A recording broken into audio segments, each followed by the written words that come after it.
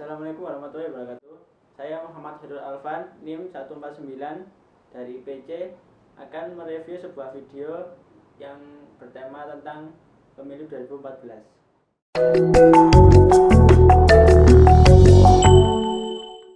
Indonesia has one of the world's most complicated and expensive electoral systems.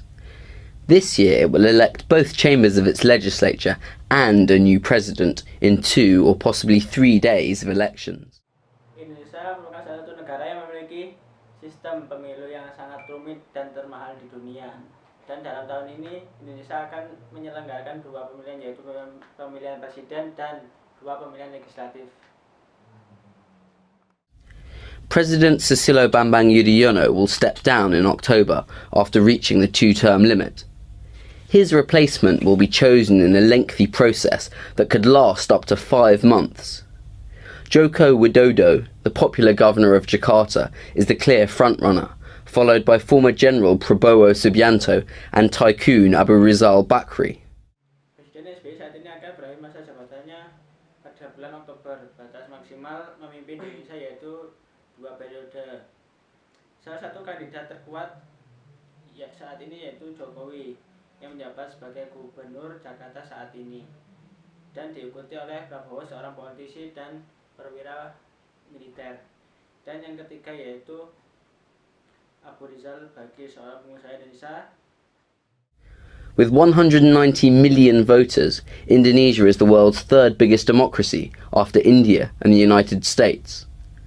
While India has 4 times as many voters as Indonesia, it holds its parliamentary elections over a period of weeks. Indonesia, by contrast, will hold each of its elections in only 1 day.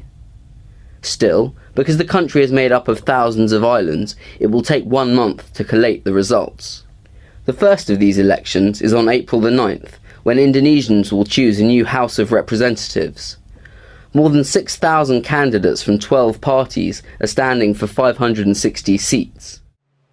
Dengan 190 juta pemilih, Indonesia adalah negara demokrasi ketiga setelah India di urutan pertama dan Amerika Serikat di urutan kedua.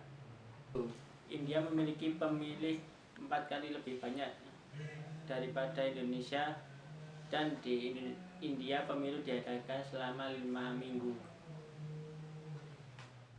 The vote will coincide with elections for a relatively powerless Senate and 19,000 seats in local legislatures. There are more than 230,000 candidates standing for election in 1 day, more than the population of Geneva.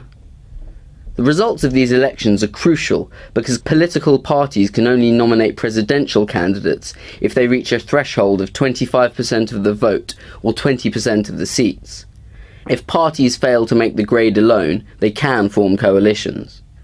The presidential election will take place in July, but if no candidate gets more than 50% of the vote, the top 2 will compete in a runoff in September. The logistics of organising up to 3 elections in the world's largest archipelago nation are mind-boggling. The state budget for these elections is $2 billion. 60% of that will go on the recruitment of 4.5 million election staff. So Indonesia will have as many election workers this year as Ireland and New Zealand have people. 250,000 police officers have been assigned to maintain law and order, with a focus on restive regions such as Aceh and Papua.